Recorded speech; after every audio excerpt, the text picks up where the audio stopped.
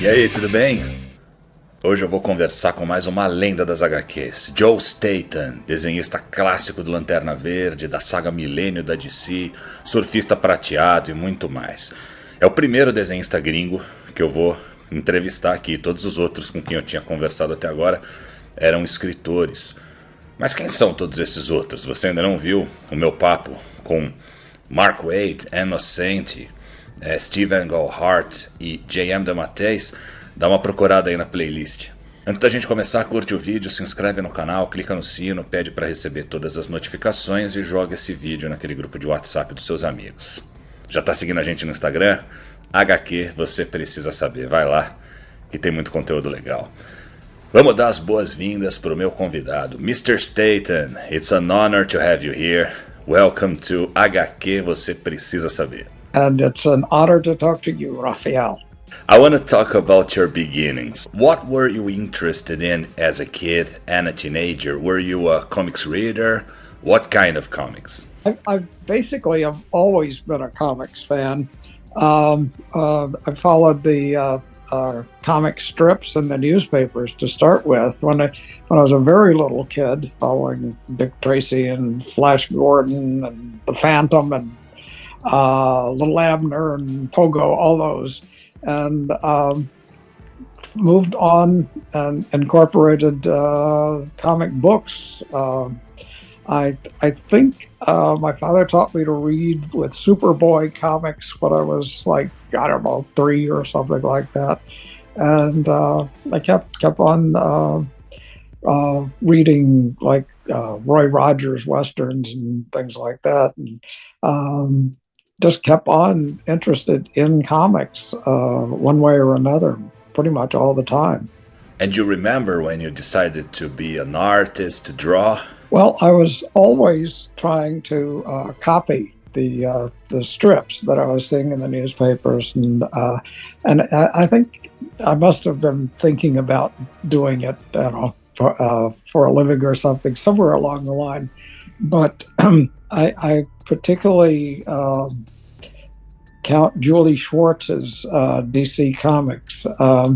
He started with the letter columns and would answer, and we learned the names of artists and who was working it, and that was the point that I realized that somebody actually had to be making comics for them to get out there.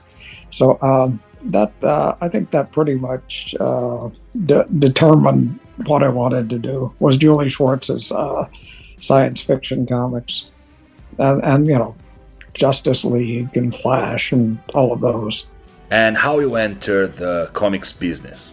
Well, I had was living in New York at the time, and had moved up from the South, and I would take my samples around to DC and Marvel and such like, and wasn't making too much progress.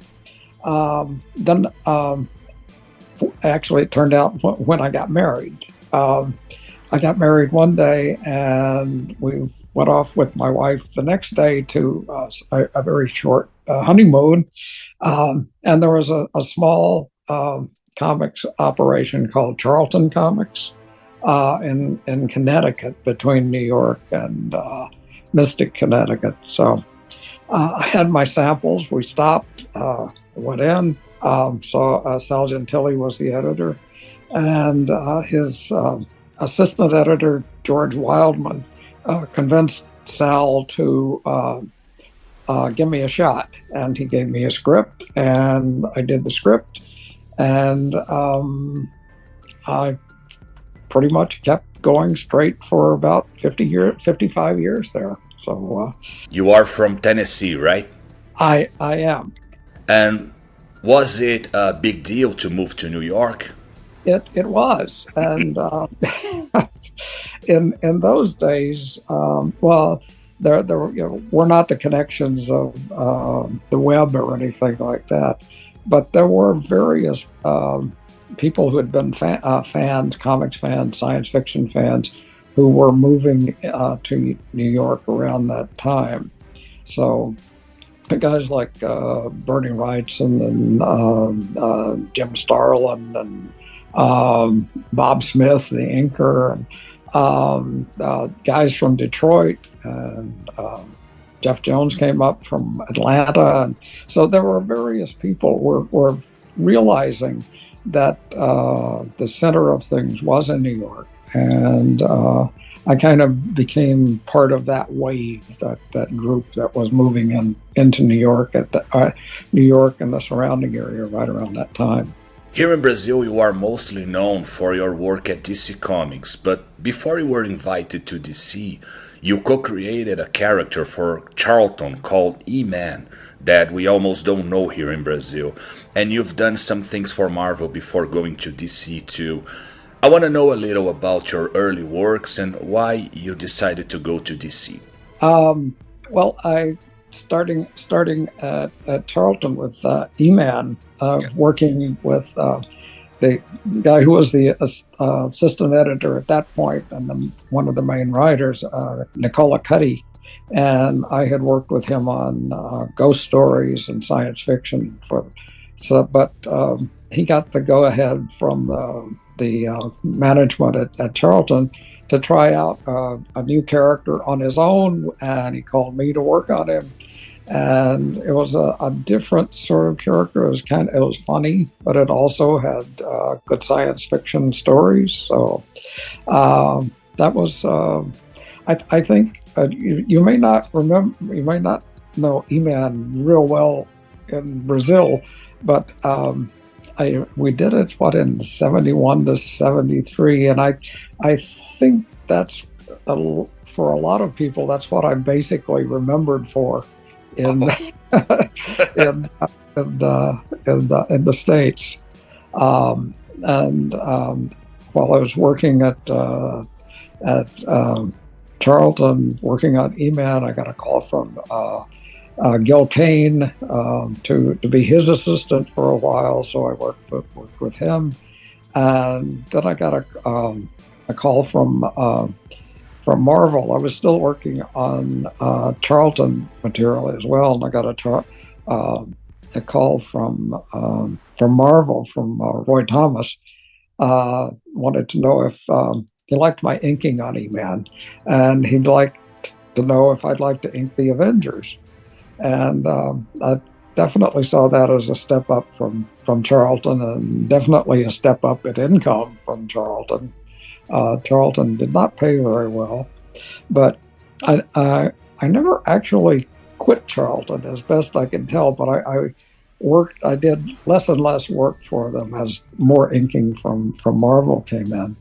But I was on the Avengers for, I guess, a year or so, and then one day, instead of a package of Avengers art showing up for me to ink it, I got a package of Hulk pages, and I called in, and Lynn Wein was the editor then, and says, "Hey, Lynn, you sent me the wrong pages." And he says, "Oh no, we had your stuff around, and we looked at it. We decided you would be a really good inker for Herb Trimpe." I was on the Hulk at the time, and I said, "Oh, okay, well, that's fine. That's I mostly never know what I'm doing until the work shows up." But I was on the Hulk for 2 or 3 years, with Herb, and then with Sal Buscema. Sal had laid out the Avengers when I was working on it, so it was just kind of picking up with the same style and into the Hulk then. And while I was working on the Hulk, I got a little restless, and I got a call from Paul Levitz at DC to come over and talk to him, and he was interested in me doing various things at DC, and I like that, not being kind of doing one sort of thing all at the time. So I moved on from Marvel to DC then, and mostly stayed at DC for a good long time. Do you have a guess for what work you are mostly known here in Brazil? I guess. Well, you gave me a hint. Said it was mostly the DC stuff, which makes sense. I would guess probably All-Star, Batman, Catwoman, the Earth 2 stuff. No, Green Lantern. Oh, okay. Well, that worked. I'll show you some Brazilian comics in a minute. I had a chat also with your friend Steven Gohart some time ago, and he said DC is a terrible place to work. He said he was ripped off when he had the idea for the first Batman movie, and that you and him are being ripped off right now because he says you both created Guy Gardner, but DC says the character already existed before. You worked in DC for years. What you think about working there? How was your experience working all that time there? Well, I certainly enjoyed working with Steve, and I kind of accommodated to working at DC. Worked with a lot of different people, and we have some hopes that there's going to be some adjustments on Guy Gardner as the Superman movies coming around. So we're going to see how that turns out in the long run. You had a run with Justice Society of America when they were at Earth 2, before Crisis on Infinite Earths, and you drew the death of Earth 2 Batman. A lot of very classic stuff that was very poorly published here in Brazil, or published a long time ago and never republished. At that time, you had to know a lot of chronology to read some DC comics. You had Earth 2 Batman, Earth 1 Batman, the same with Superman and a lot of other heroes. Are you that guy that knows a lot about characters and chronology? When Crisis came, were you happy with that reboot? Do you have any good backstage story about that period? You had fun drawing those stories pre-Crisis when we had different universes. Oh yeah, I definitely like the Earth 2 stories. Was alternate take on everything, and DC. When I was reading comics right before I was working, they were doing the dollar reprint books, so they were pulling a lot of the stuff from the 40s out, mostly for filler. And I was very stuck. I was interested in the stuff I was seeing from the 40s, and that tied in totally into Earth 2, the way we were doing that. So I knew who the Flash and Green Lantern and everybody from the 40s was, and what that Batman was. So it really worked very well for me. When I was in All-Star, we added to the Earth 2 legends, the continuity by bringing the Huntress, and Alan Brennert had a great story marrying Batman and Catwoman, and eventually, she died, he died, and eventually most everybody on Earth 2 died one way or another, including that. So I thought Earth 2 was a very clean concept. I guess a lot of people didn't. But I miss it, and I don't really forgive Marv Wolfman for that. But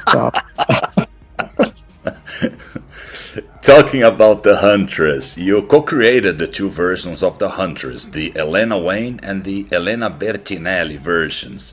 When DC said she was no longer Bruce Wayne's daughter, how you felt? How was the process of creation of the two versions of the Huntress? It was different periods of time, right? One in the 70s, other post-crisis. Well, the Helena Wayne version was kind of organically grew out of the Earth 2 versions of the different characters.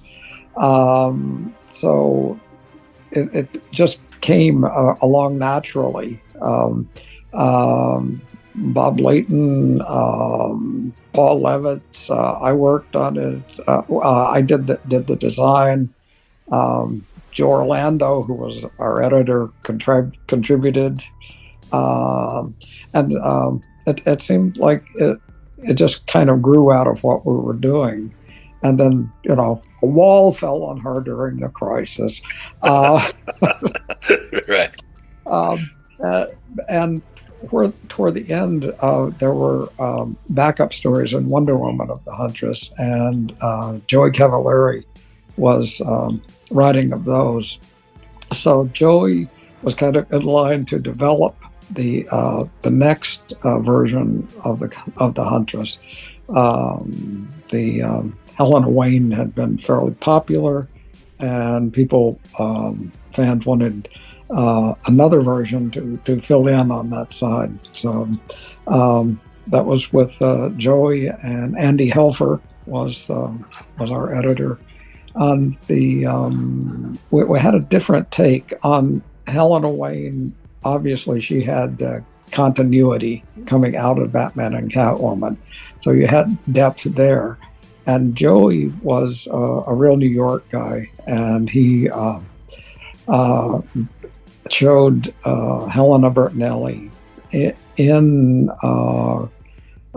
problems with the mob, with all kinds of difficulties in different parts of New York City. So different parts of the city contributed to her personality. It was a different version of the character, and she developed on her own, not in Earth 2. So, but I think she's a good character too. But I do miss Earth 2. Yeah. Me too. I have to admit it. I love Crisis on Infinite Earths, but that Earth 2, Earth 1 was great. As I said, you are most known here in Brazil for your run with Engelhart in Green Lantern. That was the run we grew up reading here. It was published in this format in the 80s. Is that black and white, or was it color? No, it's in color. See? In colors. But it's very smaller, so they had to cut dialogues and pages. And then they changed the stories too, to connect the materials. You had Green Lantern from the 80s with Batman from the 70s, and they pretended it was happening at the same page. Today, it's nostalgic for us, but they committed a few crimes here. This is the best Green Lantern era for me. And I have this one too. Aha. Where did you buy comics in those days? Newsstand. Magazines? Newsstand. Okay. Right. Yeah. Today we have comic shops, but not as much as you have there. And today people buy from internet. But I'm old. I like to go to the newsstand to buy some comics yet. You created the two Green Lanterns I like the most. Guy Gardner and Kilowog. You and Engelhart created them. About Kilowog, what was your inspiration for creating his face and body structure? It's very creative. Steve Engelhart gave you any instructions about how he should be? Well, I asked Steve about this not long ago, and did he remember giving me specific instructions? And he told me, well, no, I was making up a bunch of new Green Lanterns, and I told you one of the guys should be a big, lovable one, and the big guy is Kilowog, and that was pretty much the instructions I had. Steve developed the character, but I pretty much did the design work on Kilowog, and I always bring up that I keep in mind the old actor Ernest Borgnine. Great. When I was doing Kilowog, that it has Ernest Borgnine's voice, the kind of growly voice, and it's kind of a big, hefty guy, but very very competent, but kind of likable. And there was a couple of things on the design that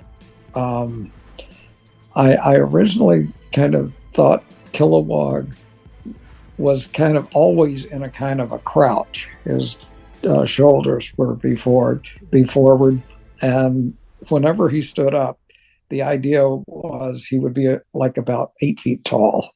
And we didn't really hold it to that very long. It was a little complicated, but the basic look of the character developed from what I designed there. I'm surprised that of all my Green Lanterns, there are several, but Kilowog is pretty much the most beloved, the most likable, the most the one who lasts the best. And whenever they try to kill him off, he keeps on coming back. So I'm very pleased with that. I like having Kilowog around, and it's I see a lot of cosplayers in my Green Lanterns and different costumes, and there have been a few really impressive Kilowogs. It's harder to do Kilowog than it is a lot of the others, but he has been done. He's fairly impressive. And the way you draw him is very curious, because he has this part of the arm very thin and this one bulky. This changed with other artists. Today he's all muscle. But that face you created would translate very well to a live action thing. They should use the same face structure you created. Should be, yes, right. He stands out. He's one of a kind. Yeah, he's the coolest. Englehart said the same thing he said to you. He wanted a big guy. But he didn't want him to be a fool, an idiot. So he made him an engineer. And he goes to the Soviet Union, help them to build the rocket rads. It's very creative stuff. Yeah, Steve was really creative with what he was developing. This set of new Green Lanterns. He's very, very clever what he came up with. Do you have any other favorite lanterns? Oh, well, obviously Gardner, but with the other sets of the new ones around 201 and like that, I had a real liking for Drick from Crick, who was the dead Green Lantern. He didn't been around too long, but he was the Green Lantern who was killed in action. I guess I remember him. He was all quirky. Yes, he was dropping body parts, and his eyes were falling out. Yeah, I remember. And in continuity at that time, it was part of the legend is that the rings, the magic rings that the lanterns have, protected them from fatal injury. They could be hurt, but they couldn't be killed. But once Drick from Crick was killed, his ring would not accept that. It thought he was still alive and kept on taking the dead guy around to go on missions, even though his eyes were falling out, and he still turned up occasionally. But so I thought, that was pretty clever. They did. I don't think people really knew what to do with Drick to Crick. Let me show you another one. Here it is the first time Millennium was published in Brazil. Were you better paid for a big saga like that than a monthly series, or was it all the same? It was all the same. Right. It seems to be much more work to draw all those characters, almost every DC character existing at that time. It was a lot of work, and it was especially a lot of work. I think there were weekly books, or every 2 weeks, or something like that. So there was no time to catch up. The book was late when I was trying to draw it, but we drew everything and got. And another problem is a lot of the DC characters were changing their costumes at that time. So sometimes I would do like several pages with the costume I knew, and then I'd find out that we've just changed the costume. Sometimes I would change it. Sometimes it would go to the production department. They would change it. It was amazing that the book got out at all. And Steve had a lot of political points that he was going to make in the story, and DC kind of backed out on their commitment to him while he was trying to do that. So a lot of his intention in the story didn't come through. He didn't get a chance to get it out. But he again, it was something different. You know, Steve has always got very, very clever ideas. Can you tell us what was his original story? What changed? Well, there was, I think the only thing that really made it into the printed book, there was a comment at some point. What's happening now today in fascist Britain, Miss Thatcher's Britain? So Steve was going to make points about Miss Thatcher, and somebody noticed that he was doing that and told him to stop doing political points about real people and politics. And he was kind of making up other points to his story to make up the things he couldn't do politically. In a saga like that, with all those crossovers and tie-ins, is there a lot of editorial interference? There actually is, but that's what editors do. And in Millennium, and then it continued in New Guardians, which was a follow-up. Yeah. So Steve didn't stick with New Guardians that long. I think Carrie Bates took it over. So we were never quite sure what the direction was for New Guardians. You said some costumes had changed and you didn't know. How would you do some research to draw characters in that pre-internet era? You had to call DC and ask them to send you images. Oh yeah. That make up as a package of Xeroxes, or I guess we were doing like discs by that time. But that's how it was done, and I would be digging out whatever books I've got for the flashback stuff, and so it's certainly much easier with Google. About New Guardians, I discussed with Englehart about the Extraño character controversy. They claimed he was a gay stereotype. How do you see those characters today? We didn't have their monthly series here in Brazil, so we had the impression here that after Millennium they kind of disappeared. Do you think the New Guardians passed the test of time, or they were kind of forgotten? They were kind of forgotten. They were they were definitely creatures of their time. What was it? The 80s? I don't know. Where were we? Yeah, 80s. Yeah, but they were definitely not for the ages. The costumes were specific for those that time. The political stuff was kind of its time, and I think the characters had possibilities, but they didn't really last long enough to get into all of the possibilities. In the early 90s, Guy Gardner was no more a Green Lantern and began to wear a blue suit.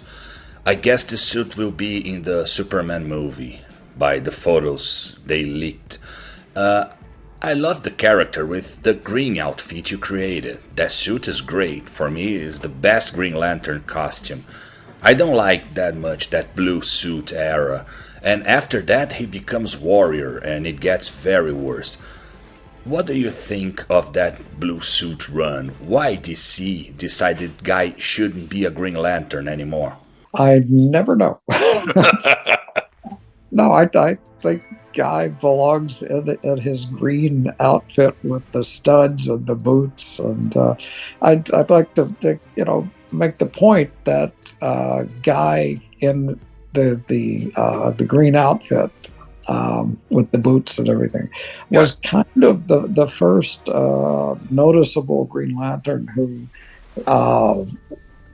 created a completely different look. Most of up to that point, you'd have aliens, but they'd wear latex tights like anybody from Earth.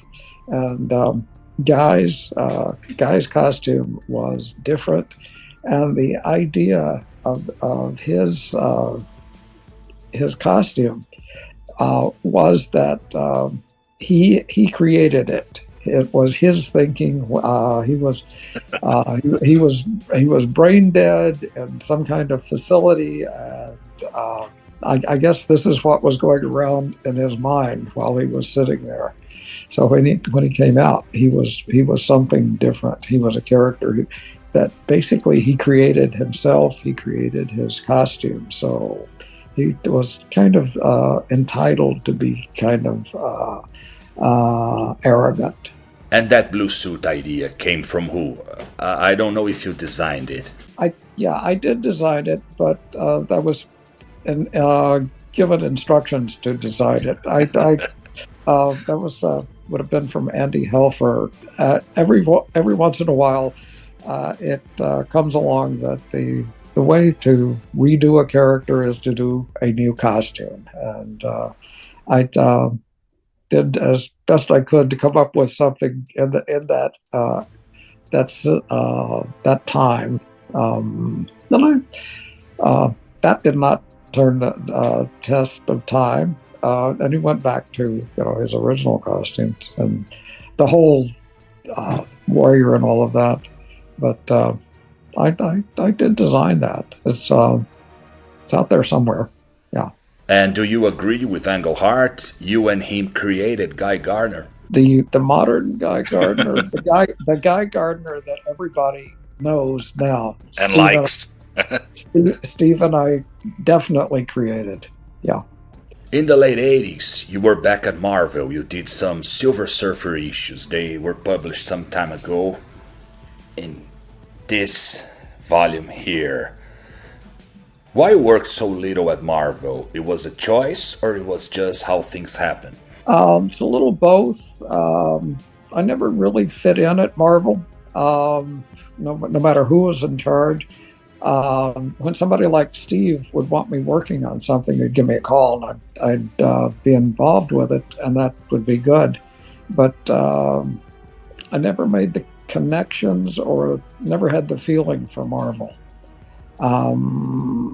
Even if editors were at Marvel for a while, they wouldn't give me the call, but then I'd work with them when they got the jobs at DC, like Len Wein would be one place or another. So it's just kind of the way things settled out over the years. You read DC characters since you were a kid. You have a connection to them, right? Yeah.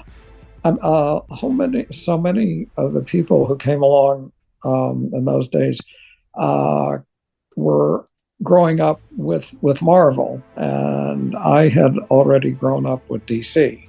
So that was, to me, there was always something just not as much history as the DC. So I was kind of settled in where I had a feeling. You said you used to read Dick Tracy as a kid, and I know you drew Dick Tracy some years ago and were awarded for that. Well, that's one of those things when I was a little kid reading Dick Tracy and the strips.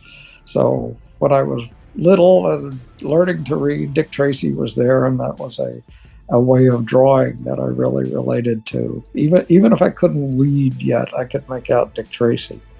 So I really always would have loved to draw Dick Tracy, and occasionally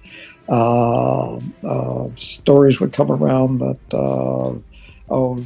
Rick Fletcher or somebody was retiring, and that they were opening up trials for the strip, and they were never true. But I had some samples I had done over the years, and eventually everybody did retire, and I guess I was next in line. I had some Tracy stuff online, and with my buddy Mike Curtis, so that I was around when it was time for somebody to take over Tracy, and I was really pleased to be the one who did.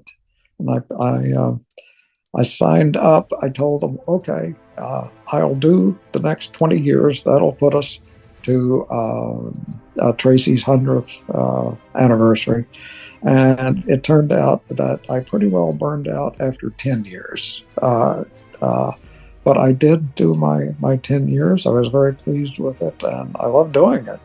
But after a while, you realize doing a daily strip or the daily deadline is really hard work. And it's I totally admire guys like Cy Berry or Joe Giella or other guys I know who put in 30 years on a strip, and didn't quite make it, but I did a good run. How much time in advance you have to draw those strips until the time they go published? They had to be the Sundays had to be in 6 weeks ahead of publishing, and the dailies had to be in 4 weeks. And the Dick Tracy strip won some awards, right? Right. We won three awards. 3 Harveys. 3 Harveys. Oh, Harveys. Great. Yeah. So, was very nice. Is it true you are retired now? I am semi-retired and doing my best to stay retired, but it's hard to do that. Okay, when people come up with things that, even if I'm not in line to do something, if somebody has an idea that wants me to try out for, I don't try out so much. But if something's around and I'd like to do it, I might be up for it. I have tried a couple of things, and got a couple of things in the works, but nothing with a daily deadline. Yeah. Good news. We'll still see some Joe Staton art around. We have here in Brazil one of the largest, if not the largest, Comic-Con of the world, CCXP. Have you ever been invited to come? No, I haven't. The only time I've been in Brazil was, I think, in 1969. I was there for 3 days, but I've never been to a show in Brazil. So if anybody's interested, you give me a call. I'd love to get back to Brazil. It would be great. It would be great. When you came here, it was as a tourist? Yeah. Touring. Yeah. It would be awesome having you here. Do you have any character or group you would like to have drawn but never had the opportunity? I think with my liking for Steve Ditko, the only thing that the character that came around that I didn't get a shot at somebody I wanted to do, I would have loved to have a chance to do a pretty good continuity with Doctor Strange. I really love Doctor Strange and love the way Ditko did things. I think I could have done a decent job with Doctor Strange. Did you know him in person? Dr. Strange? No, Ditko. A little bit, yeah. He liked me. He was a funny guy when I was around. So we fans don't have much record of him. No videos, just some photos. Yeah. But remember, he was working a lot at Charlton when I was starting there, so we kind of crossed paths. And, the same time he was doing Blue Beetle, you were doing E-Man. Yeah, right. Great. I think there's actually an E-Man page where there's a little kid who has a Blue Beetle poster on his wall. So we had a little continuity there. Have you made friends in all those years in the business? What famous names in comics business are your buddies and friends? Oh, there are still a lot out there. I mean, Bernie Wrightson's gone, but and Marv Wolfman's hanging in there, and has talked to Steve a lot, and I'm still friends with Paul Levitz. So I don't see Andy Helfer around anymore, but there are still and lots of the regular crew. Lots of inkers, Bob Smith, Steve Mitchell. So yeah, they're still around here. Mr. Staton, it was an honor to talk to you. Thank you very much. Well, it's been an honor making contact with you in Brazil. So, thank you. Pessoal, quer ter mais destaque aqui como fã do canal? Entra no nosso clube de membros. É só clicar no botão Torne-se Membro ao lado do botão de inscrição, aqui embaixo, que eu te dou mais detalhes. Essa galera aqui tem vantagens exclusivas, ganha quadrinhos, está apoiando o canal. Tem um grupo, né, restrito para essa galera conversar comigo e recebe os vídeos antes que todo mundo. Tem um monte de vantagem legal e é bem baratinho. Torne-se membro. Por hoje é só, nas próximas semanas, semana que vem tem Wolverine 11 melhores momentos. O Logan tá fazendo 50 anos em 2024, então vou listar quais são, na minha opinião, os 11 melhores momentos clássicos do Logan. Depois tem autores John Buscema, X-Men as páginas cortadas, as páginas que Abril cortou na fase do John Byrne, e em mais histórias que saíram na saga dos X-Men. E em breve a HQ que eu lia e o filme que eu vi, Kraven, o Caçador. Até lá!